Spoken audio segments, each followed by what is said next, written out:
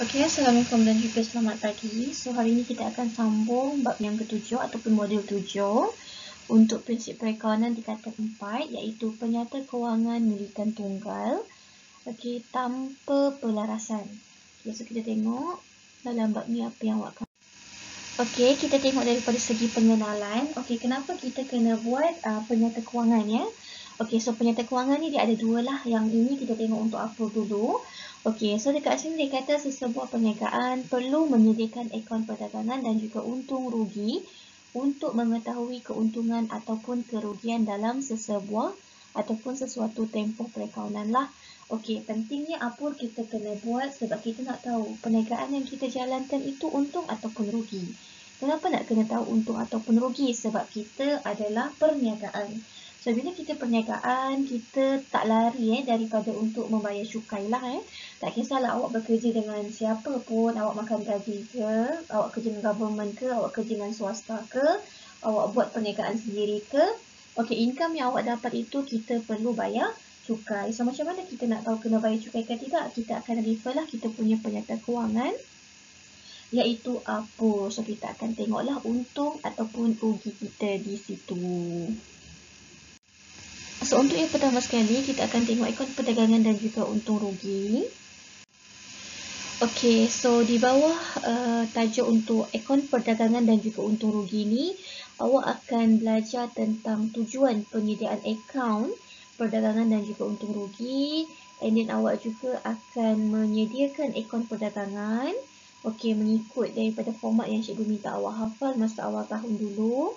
Okey, and then macam mana awak nak pindahkan untung kasar ataupun rugi kasar ke akaun untung rugi. Okey, maksudnya yang ke bawah tu lah kalau kita gabungkan jadi akaun perdagangan dan juga untung rugi. And then menyediakan akaun untung rugi. Akaun untung rugi tu adalah yang bahagian kita tambahkan untung kasar kita tambah dengan hasil tolak dengan ganja. Okey, and then macam mana awak nak pindahkan untung bersih ataupun rugi bersih ke dalam akaun modal. Okey, ini adalah di bahagian PKK lah ya. Bila dah masuk akaun modal ni adalah berkaitan dengan PKK lah. Alright, and then menyediakan akaun perdagangan dan juga untung rugi berdasarkan maklumat imbangan duga secara manual ataupun menggunakan aplikasi TMK. Okey, maksudnya dekat sini mungkin dia akan bagi dekat awak soalan yang dalam bentuk dia bagi soalan imbangan duga. So, awak kena buatlah akaun perdagangan dia. So, kita tengok daripada segi tujuan penyediaan akaun perdagangan dan juga untung rugi. So, dekat sini nama pun akaun perdagangan dan juga untung rugi dia ada dua bahagian lah. Yang pertama adalah akaun perdagangan dan yang kedua adalah akaun untung rugi. Okey, kita tengok yang pertama iaitu akaun perdagangan dulu. Okey, kenapa kita nak sediakan akaun perdagangan? So, dekat sini dia kata untuk mengetahui sama ada sesebuah perniagaan mendapat untung ataupun rugi kasar. So, highlight dekat sini adalah kasar lah. Ya, and then untuk mengetahui sama ada aktiviti yang dilaksanakan ke atas barang niaga ataupun perkhidmatan mendapat untung ataupun rugi tanpa mengambil kira hasil dan juga belanja. Sebab dekat bahagian akaun perdagangan kita tak tambah lagi hasil, kita tak tolak lagi belanja kita. Okey, so dekat mana hasil dan juga belanja tu akan diambil kira? Di dalam akaun untung rugi. Sebab akaun untung rugi dekat sini dia punya format, kalau awak ingat lagi, dia starting daripada untung kasar tambah hasil tolak belanja. So dekat dalam akaun untung rugi ni kita akan dapat untung ataupun rugi bersih ya. Bersih itu adalah selepas kita tambah hasil dan tolak belanja. Okey, so settle untuk bahagian ini. Okey, so untuk bahagian penyediaan akaun perdagangan, so macam biasalah akaun perdagangan ni awak boleh sediakan selepas awak dah ada imbangan duga. So imbangan duga ni datangnya daripada mana? Okey, daripada senarai urus niaga yang awak dapat. Okey, ataupun dokumen, awak buat dulu buku catatan pertama, yang jurnal buku tunai, semua itulah. And then awak pindahkan ke dalam ledger, and then ledger pindahkan ke dalam imbangan duga. Ingat balik imbangan duga itu adalah senarai baki BB pada bulan berikutnya. Okey, barulah kita pindahkan ke dalam imbangan duga. So, bila awak dah ada imbangan duga, maksudnya awak bolehlah buat akaun perdagangan dan juga untung rugi serta PKK lah. Itu adalah item penyata kewangan lah. Laporan kewangan lah, awak ada dua. Okey, so dekat sini, okey, butir-butir yang terlibat terdiri daripada jualan bersih dan juga kos jualan. So, dalam akaun perdagangan, kita cuma ada dua komponen ya, iaitu jualan bersih dan juga kos jualan. Okey, boleh refer format dekat sebelah ni. Okey, so bahagian ini, bahagian ini ni yang atas ni adalah komponen jualan bersih. Okey, komponen jualan bersih cuma ada dua lah, iaitu jualan dan juga pulangan jualan. So, itu adalah komponen jualan bersih. Okey, yang kedua kita ada komponen kos jualan. Okey, komponen kos jualan ini yang warna orange ni. Starting daripada inventory awal sampailah inventory akhir. So, dia punya format adalah seperti yang dalam screen ni. Okey, dia akan starting dengan inventory awal, dia akan duduk dekat kolom yang kedua. And then, untuk belian, tolak pulangan belian, dia akan duduk kolom yang pertama. Jadi, awak akan dapat belian bersih lah. Belian bersih tu adalah selepas awak tolak pulangan belian. Okey, and then awak akan tambahkan dengan adui. Yang ini, angkutan masuk, upah atas belian, duty import dan juga insurans atas belian. Ataupun kalau awak dengar daripada cikgu-cikgu lain, dia akan sebut perkataan Audi pun boleh. Audi boleh, adui boleh, terpulang. Okey, and then sebenarnya ini adalah ini yang X ni, ini adalah kos belian ni. So, boleh tuliskan dalam buku awak. Itu adalah kos belian. Kos belian tu maksudnya selepas awak tambahkan dengan adui tadi ataupun Audi tadi. Okey, so kos belian ni selepas awak dah dapat, okey, susahnya. Okey, kos belian ni selepas awak dah dapat, awak akan tambahkan dengan inventory awal ni. Okey, selepas awak tambah inventory awal, nama dia adalah kos barang untuk dijual. Lepas tu tolaklah dengan inventory akhir. Selalunya inventory akhir ni dia akan bagi dekat bahagian maklumat tambahan lah. Okey, so hasil daripada tolak inventory akhir yang ini ni awak akan dapat kos jualan. So, kena ingatlah dia punya rumus tu macam mana. Kedudukan ni kolom pertama ke, kedua ke. Kalau awak salah kolom kebarangkalian, jawapan awak untuk kos belian tu, kos barang dijual tu mungkin salah. So, kena alert betul-betul lah di mana kedudukannya. Kalau awak perasan, dekat kolom yang kedua ni dia cuma ada inventory awal. Okey, kita ada kos belian, kita ada kos barang untuk dijual dan juga inventory akhir. Yang pulangan belian dan juga adui dia adalah kolom yang pertama lah. Okey, so daripada akaun perdagangan ni awak akan dapat untung ataupun rugi kasar yang bawah ni. Okey, so macam mana kita nak tahu kita dapat untung kasar? Bila kita punya jualan bersih ni lebih besar daripada kos jualan. Maksudnya yang ini, yang cikgu kuningkan ni. Yang X ni, yang ini kuning ni, ini lebih besar daripada yang bawah ni. Kalau dia lebih besar, dia akan dapat untung kasar lah. Tapi kalau dia lebih kecil, so maksudnya awak akan dapat rugi kasar. So, dekat sini, okey, boleh disediakan dalam dua bentuk lah. Bentuk T dan juga bentuk penyata. Okey, dalam bentuk T ni cikgu perasan awak suka sangat buat kan dalam bentuk T. Sama ada imbangan ruga kan yang cikgu perasan. So, pastikan awak retilah buat dalam bentuk T dan juga bentuk penyata. Macam biasalah bentuk T, dia ada bahagian debit dan juga bahagian kredit lah. Okey, bahagian jualan kita letakkan di bahagian kredit. Kos jualan kita letakkan di bahagian debit. Okey, untuk format penyata dia tak ada bahagian debit ke kredit. Contohnya macam yang ni lah. Yang cikgu tengah tunjuk ni. So, itulah contoh penyata.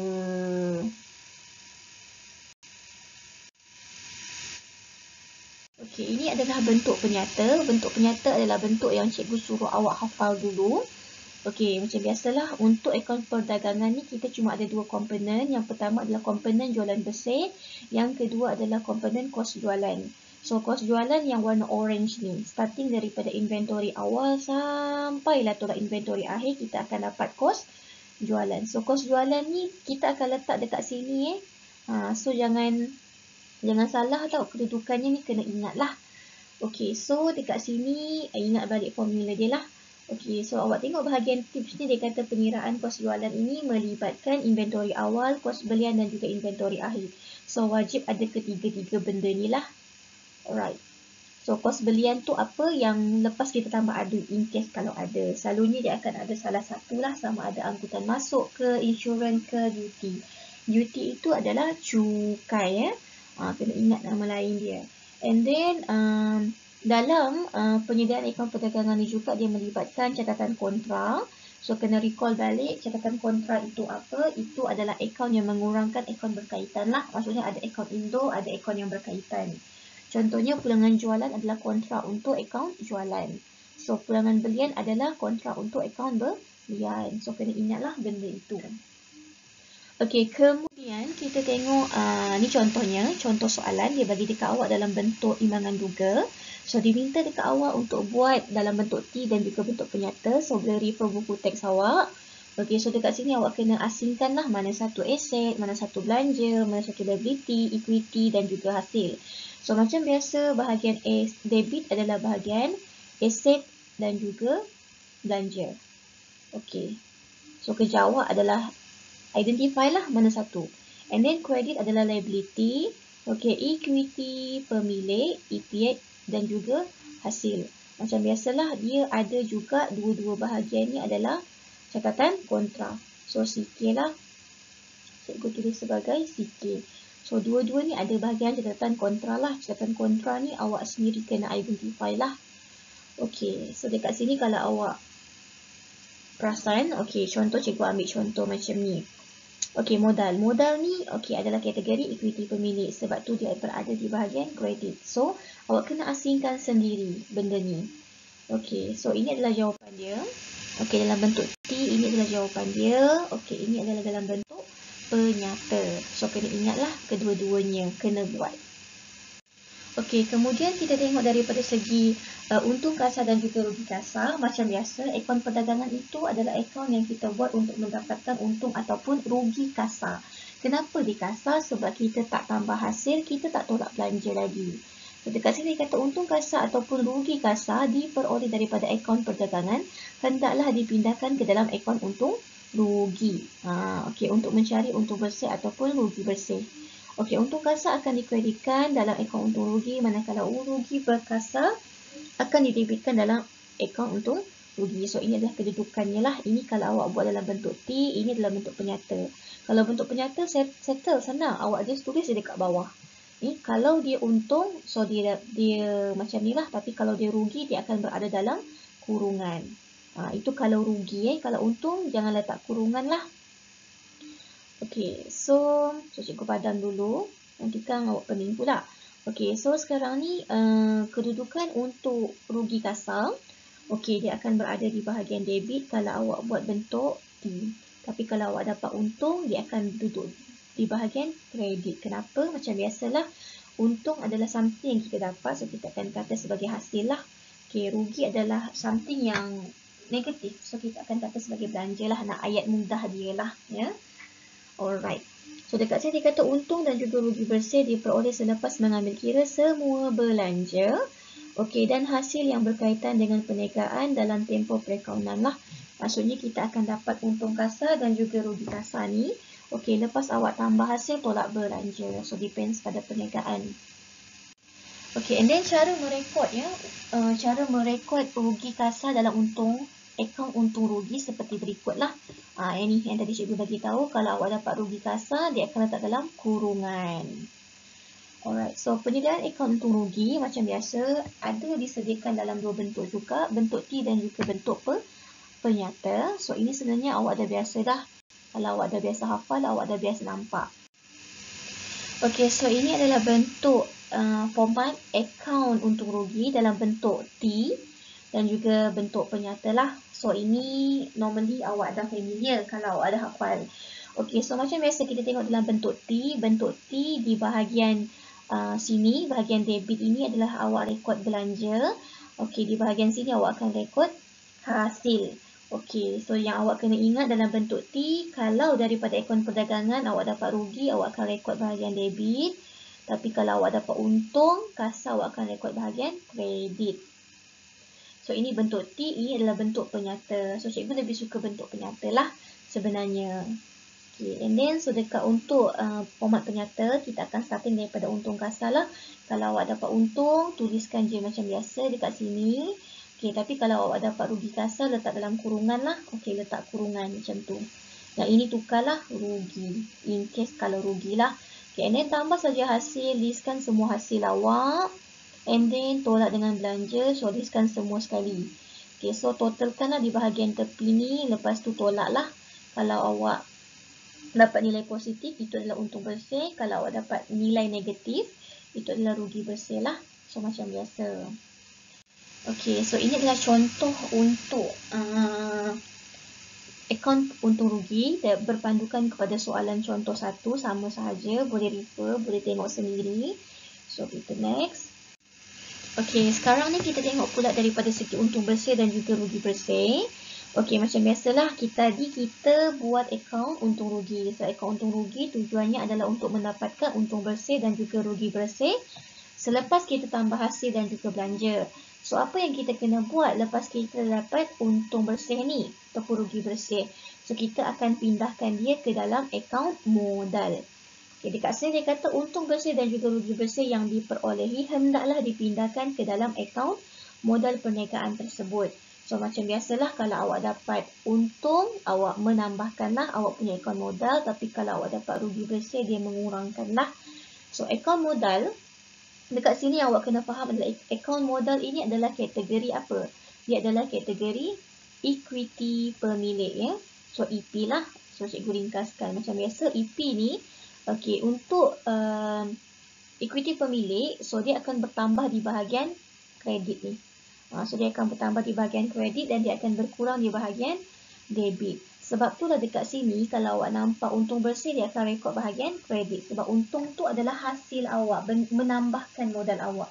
So dia akan duduk bahagian kredit. Tapi kalau untuk rugi tu adalah something yang mengurangkan akaun modal awak. So yang mengurangkan akaun modal adalah di bahagian debit. Sebab itulah dia rekod di bahagian sini. So itu awak kena faham lah. Apa orang kata normal baki tersebut dekat mana. Okey, so ini adalah contoh 3. Dia minta awak sediakan akaun untung rugi. So ini boleh go through lah. Boleh tengok macam mana penyediaan dia. So awak dekat sini awak berpandukan contoh 1 lah, kena buka contoh 1 awak, kena double check. So buatlah akaun perdagangan dan juga untung rugi, ni bentuk T. Okay, yang ini pula dalam bentuk komputer. Okay, kalau bentuk komputer ni awak akan nampak nantilah bila kita dah start buat kerja khusus masa awak tingkatan 5 kan. Kalau awak nak cuba pun tak ada masalah, boleh guna aplikasi Excel lah. Okey, and then ini dalam bentuk penyata. Okey, ini dalam bentuk Excel penyata lah. Alright. So, macam biasalah. Okay. Kemudian, dekat sini latihan minda 7.1. Ini cikgu nak minta awak buat dalam apa? Dalam buku lah. Nanti kita akan bincang sekali harum semua sekali latihan dalam bab 7 ni.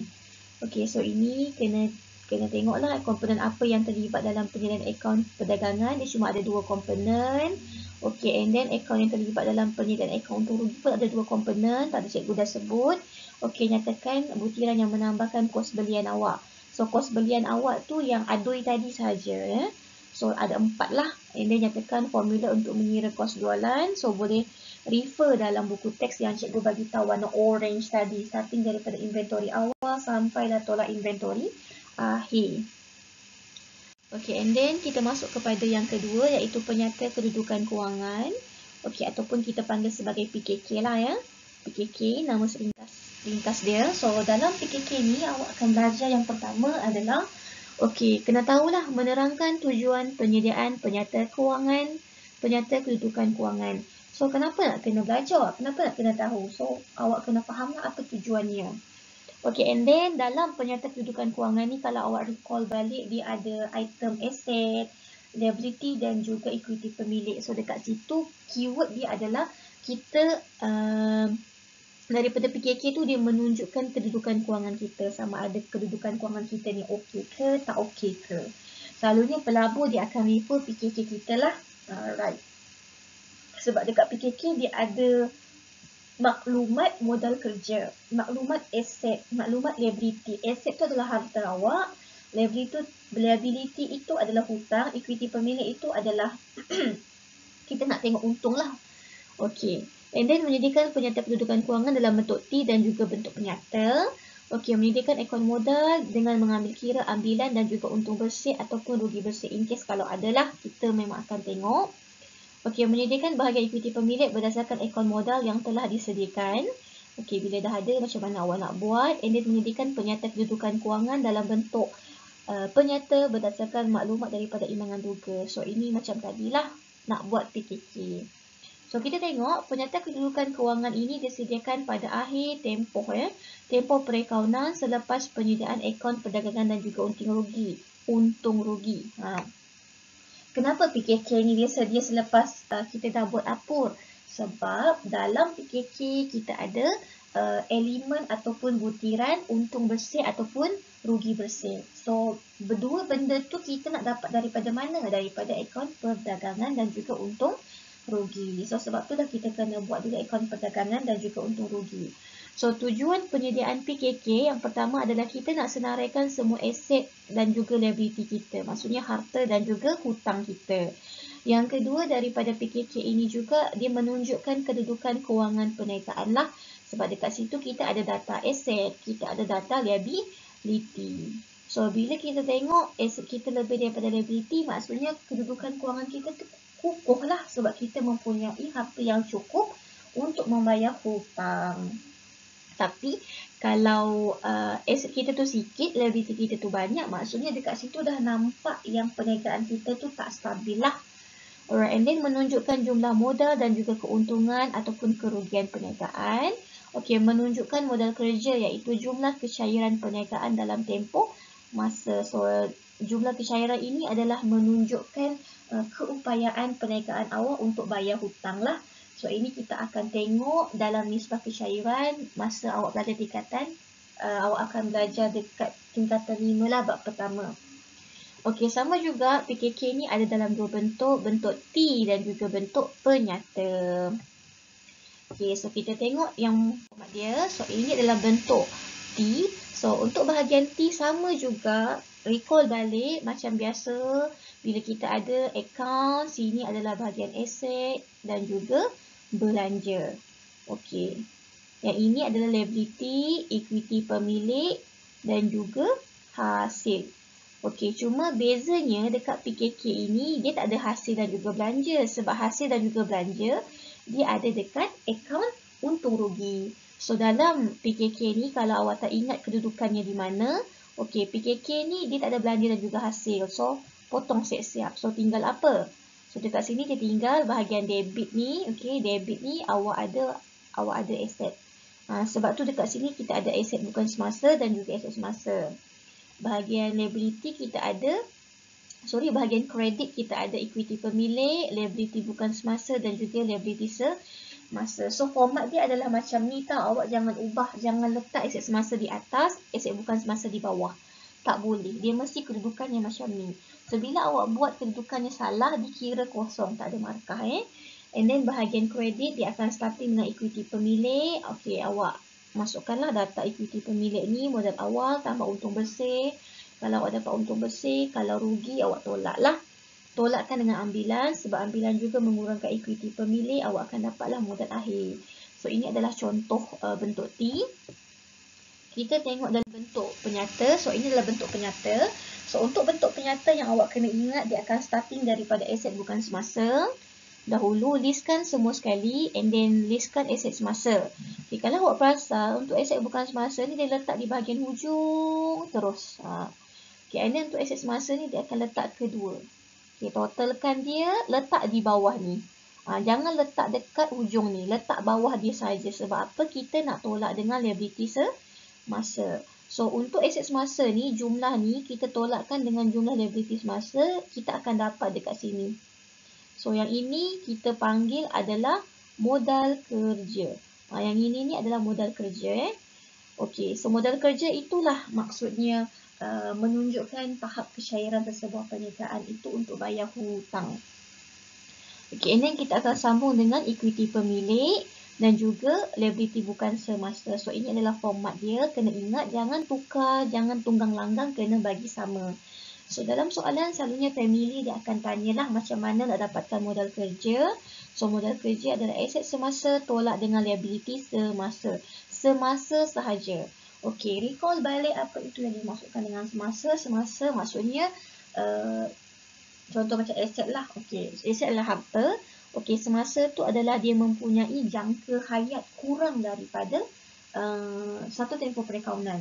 Okey, contohnya 12 bulan lah. Okey. And then dia mudah untuk ditukarkan dalam bentuk tunai. So tengok balik ciri-ciri dia, apa dia. Okey, and then ini adalah contoh soalan tadi. Kita menggunakan contoh yang sama. So dekat sini awak kena asingkanlah mana yang item yang akan masuk dalam PKK. So yang akan masuk dalam PKK adalah item aset. Okey, aset. Yang pertama aset, yang kedua adalah liability, yang ketiga adalah equity pemilik. So awak dah kena reti bezakanlah antara tiga ni. Okey, detect dalam ni sebab dalam imbangan duga awak dia akan rencam, dia akan gabungkan hasil belanja, item jualan besar, item kos jualan, aset liability dan juga equity pemilik. So kerja awak kena asingkan satu-satu. Okey, so ini adalah jawapan untuk PKK dalam bentuk T. Okey, ini dalam bentuk penyata. So boleh refer lah. Alright. Nak senang, bila awak dapat soalan imbangan duga, kena asingkanlah. Kalau macam cikgu suka tulis macam ni, inventory awal. So tulis dekat tepi dia. Ini adalah PKK. PKK. Aduh, suka hati je. Suka hati je PKK. So inventory awal ni adalah Apur. Okey, so awak akan tulislah A. Apur. A. PUR. Ataupun awak boleh tulis awak boleh tulis A sahaja pun boleh. Okey, and then modal. Modal dekat mana? Modal dekat PKK. So tulis dekat tepi dia ni PKK. Okey, bank dekat mana? Bank tunai dekat mana? Bank tunai adalah kategori aset. So aset dia duduk dekat PKK. So ini pun PKK. So awak kena listkan satu-satulah. Tapi kalau awak dah selalu buat soalan ni, insya-Allah awak boleh buat tanpa listkan benda tu pun sebenarnya. Untuk permulaan boleh asingkanlah. Okey, kemudian kita tengok yang seterusnya, itu akaun modal. So akaun modal, kita tengok ada apa dengan akaun modal. So penyediaan akaun modal ini, okey, macam biasalah butiran ambilan. Okey, untung bersih ataupun rugi bersih akan memberi kesan terhadap akaun modal sebab itu adalah komponen dia. Okey, untung bersih akan menambahkan modal dan perlu direkodkan di bahagian kredit. Kenapa kredit? Ingat balik akaun modal adalah equity pemilik. Equity pemilik bertambah di bahagian kredit. Sebab tu kita akan rekod di bahagian kredit kalau dia dapat untung. Tapi kalau dia dapat rugi ataupun kita ada buat ambilan, kita akan rekod di bahagian debit. Sebab bahagian debit dalam akaun modal, dia adalah bahagian yang mengurangkannya lah. So, ini adalah contoh akaun modal. So, A titik modal. Cikgu ringkaskan saja. So, modal. Susah sikit nak tulis. So, ini adalah modal. Okey, so yang menambahkannya di bahagian sini, mengurangkannya di bahagian sini. Sebab itulah tadi, kalau kita ada rugi, kita akan rekod dekat sini. Tapi kalau kita ada untung, kita akan rekod dekat sini. Okey, so dekat sini ini adalah item yang terlibat yang mempengaruhi akaun modal kita. Kita ada untung bersih, modal tambahan, rugi bersih, and then kita ada ambilan. So inilah kesan-kesannya. Macam biasa akaun modal, bahagian sini menambahkan, yang bahagian ini mengurangkannya. So maksudnya kalau ada modal tambahan, dia akan rekod di bawah ni lah. Alright. So settle untuk akaun modal. So ini adalah contoh akaun modal menggunakan soalan yang sama. So untuk akaun modal awak kena ingatlah item dia adalah baki lah. Baki awal nak refer di mana? So baki awal dekat sini ambil item 15,000. Okey, and then untung bersih nak refer kat mana? 5,740. Ini pergi refer dekat awak punya Apur. Okey, and then ambilan ni nak tengok dekat mana? Boleh tengok dekat imbangan duga. Ada item ambilan awak. So, dekat sini 500. So, bila kita dah settle masukkan baki, untung bersih yang daripada Apur, masukkan ambilan. Okey, so totalkanlah bahagian kredit ni, jumlahkan, and then tolak bahagian debit, awak akan dapatlah baki HB ni. Cara nak cari baki HB sama je macam mana awak buat ledger. And then dah dapat baki HB, jangan lupa pindahkan ke bawah lah. Okey, itu adalah bahagian akaun modal. Okey, so dekat sini dia kata penyediaan bahagian equity pemilik berdasarkan akaun modal. Macam biasalah. Macam biasa, bahagian equity milik ni kita akan ada dua lah. Sama ada kita dapat untung ataupun kita dapat rugi. So kalau kita dapat untung, kita akan start daripada akaun, daripada modal awal tambah untung bersih, ya. And then tolak dengan ambilan, dapatlah modal akhir. Okey, kalau dia ada elemen modal tambahan, okey, tambah dekat sini, tambah dekat bawah untung bersih. Okey, tapi kalau awak dapat rugi, so awak akan tolak lah, maksudnya modal awal ni, okey, yang ini tolakkan dengan untung rugi bersih. Okey, and then kalau ada modal tambahan, tambah modal tambahan dulu, and then tolak ambilan, dapatlah modal akhir. Okey. Ini adalah contoh penyediaan PKK menggunakan komputer. Okey, sum tu kalau awak ada Excel, awak boleh tekan lah. So, dia akan totalkan kedua-dua nilai ini. Tekan saja sama dengan, okey, tekan perkataan sum, nanti dia akan keluar formula, klik je dekat situ, and then dia akan suruh awak select lah daripada mana ke mana. So, awak select daripada yang atas ni 790 sampailah ke bawah ni, and then awak kena letak button tutup kurungan, and then tekan enter, dia akan auto sum dekat awak lah. Okay, yang itu boleh cuba sendiri. Okey. Sekarang ni latihan minda 7.2 ini tolong buat juga dalam buku. Macam biasalah, apakah komponen yang terlibat dalam penyediaan penyata kedudukan kewangan. So awak recall balik dalam PKK ada 5 komponen And then nyatakan butiran yang menyebabkan modal bertambah dan juga berkurang. Kalau bertambah dia ada 2, ya. Kalau berkurang pun dia ada 2, apa dia tadi.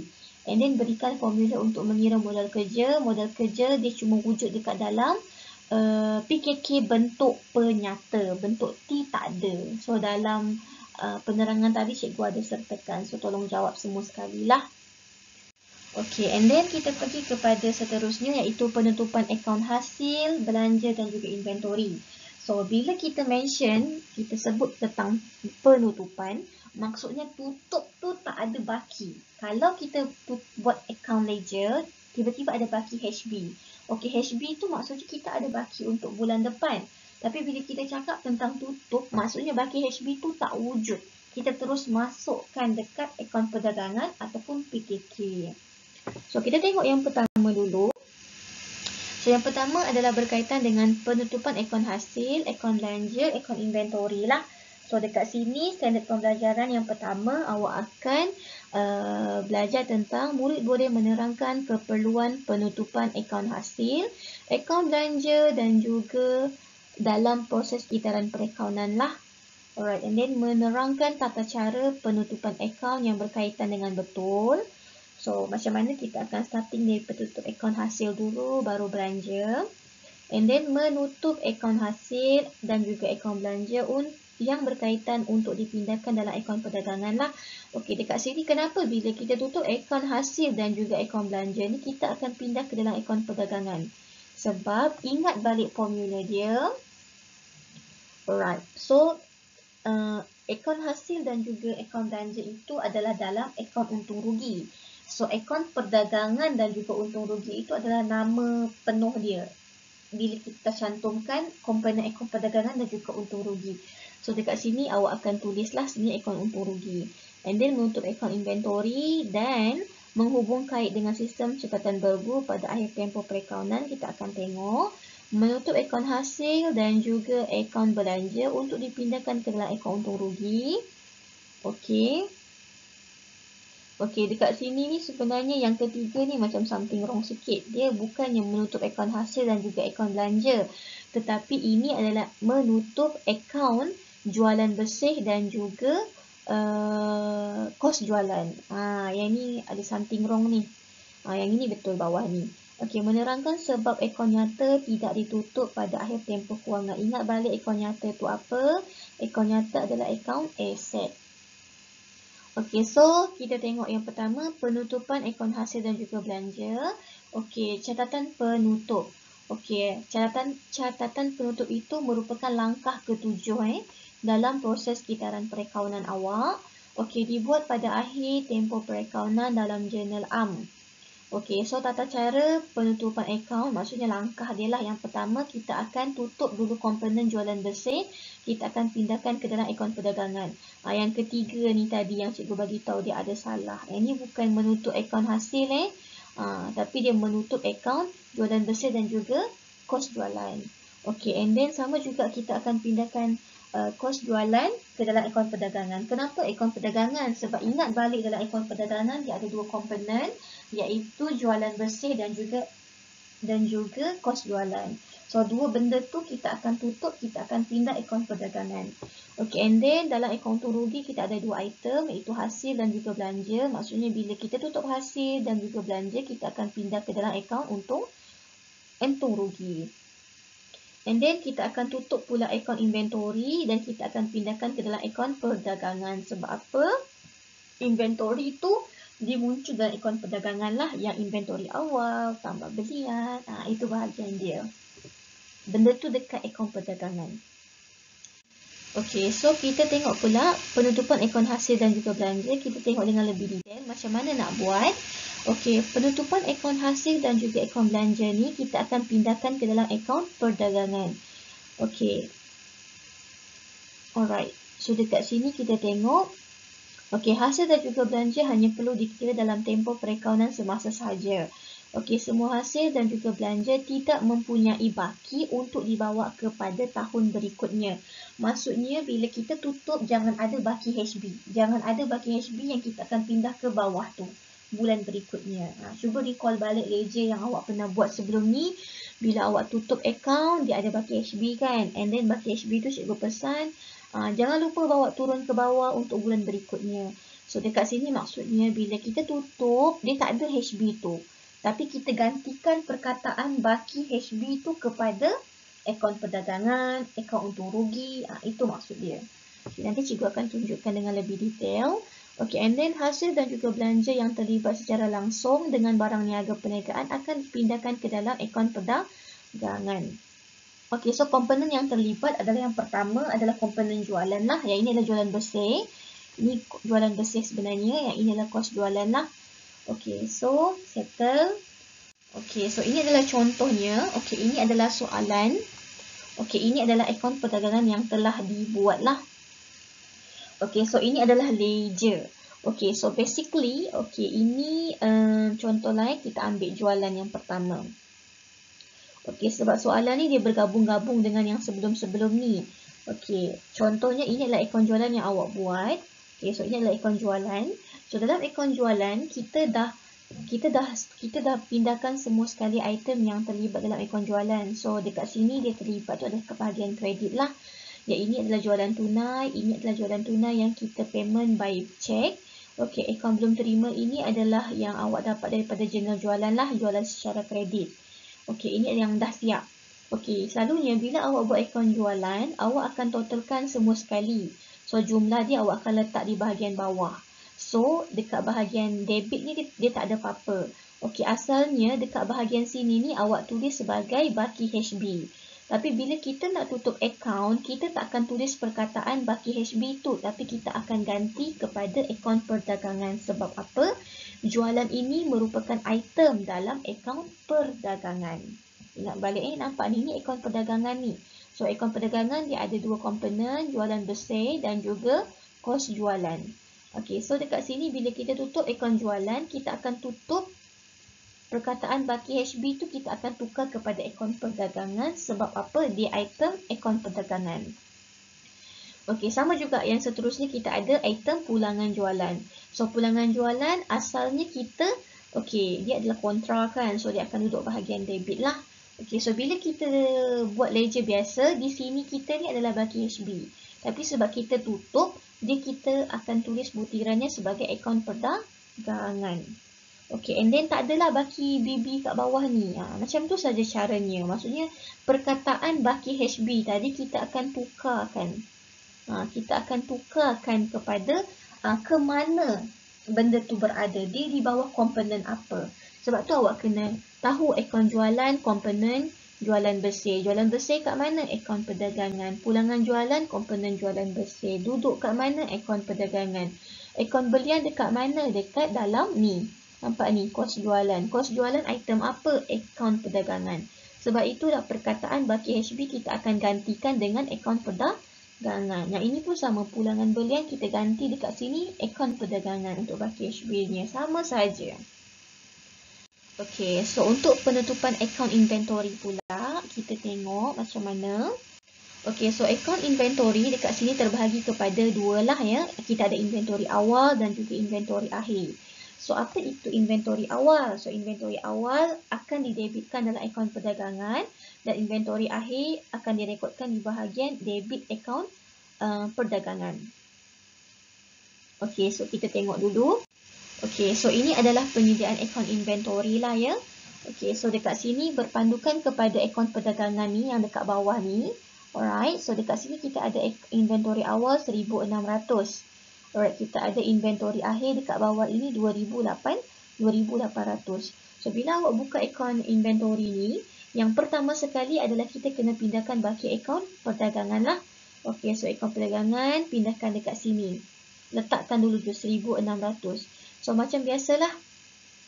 Okey, kita akan pindahkan inventory awal ke dalam akaun perdagangan. So, sebab itulah dekat sini kita akan letak perkataan akaun perdagangan. Okey, ini adalah refer BB ni inventory awal HB ni adalah inventory akhir. Okey, so bila kita buka pula untuk inventory akhir, awak letak je lah 2,800 sebab dekat sini 2,800. So, sama juga inventory akhir pun dia akan masuk akaun perdagangan. So, letak saja perkataan akaun dekat sini. Akaun perdagangan dia. Alright.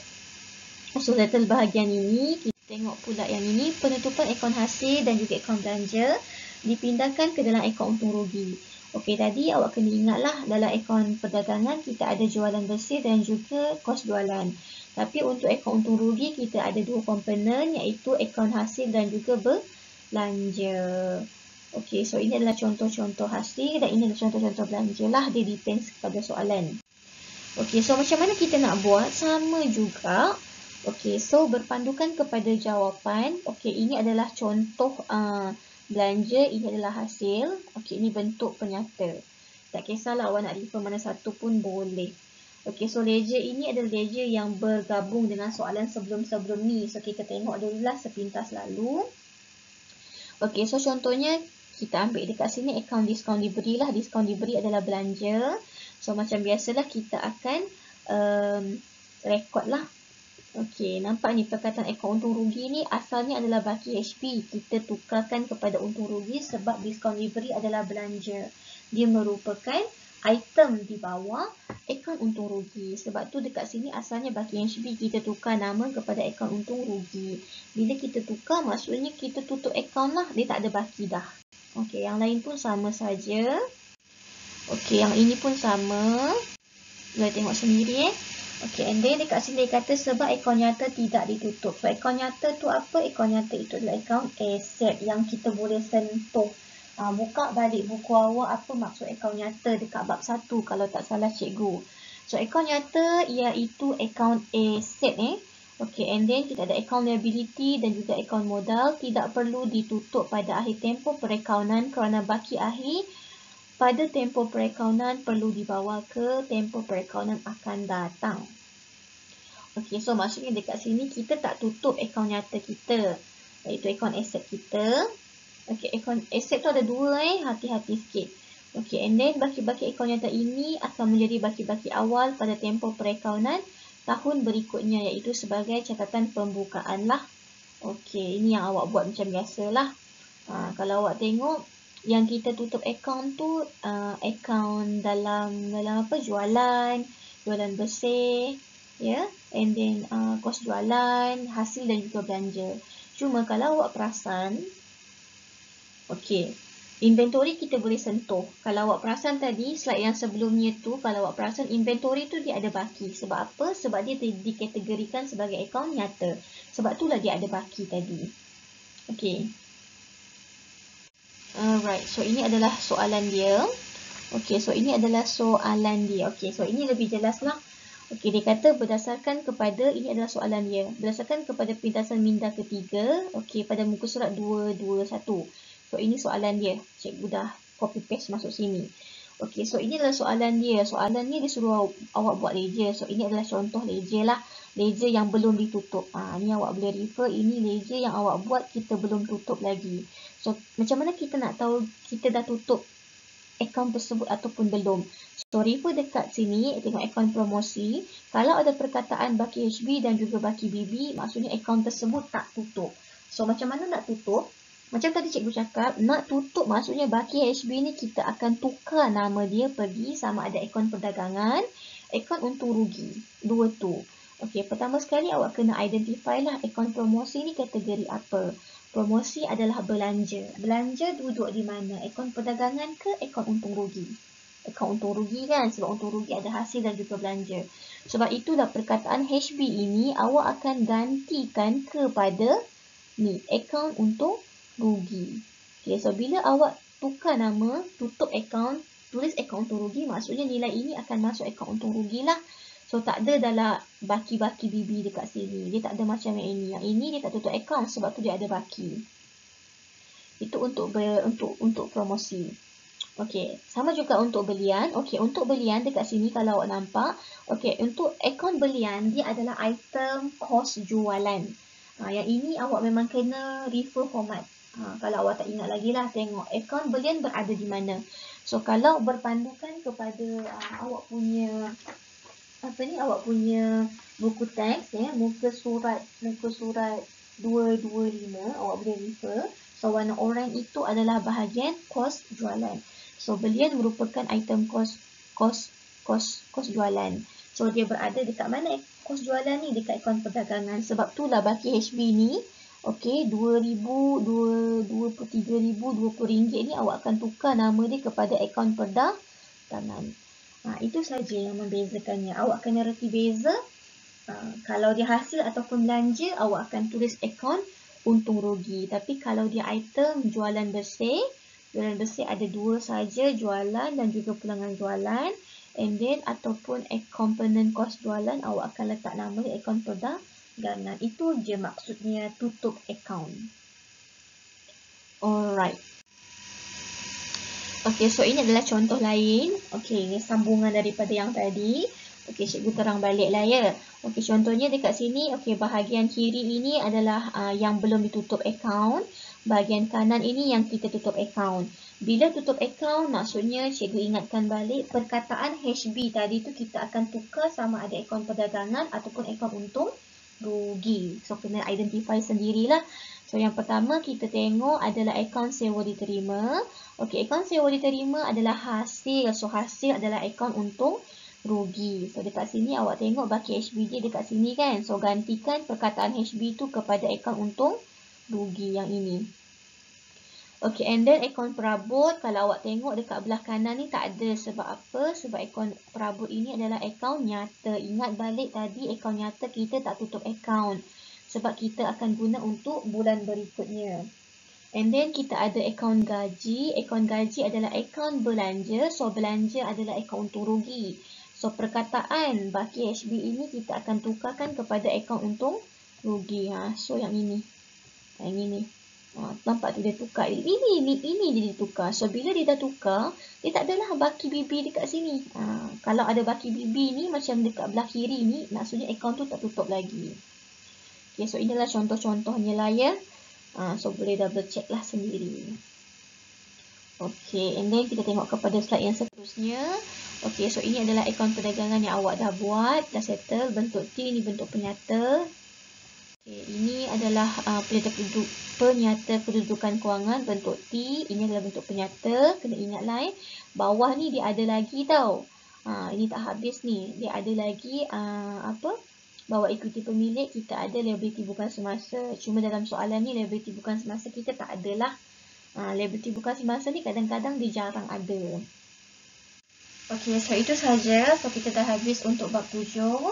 So kerja awak adalah yang pertama buat latihan minda 7.1 muka surat 231, latihan minda 7.2 muka surat 236, latihan minda 7.3 muka surat 244, and then buat sekali soalan objektif dan juga struktur.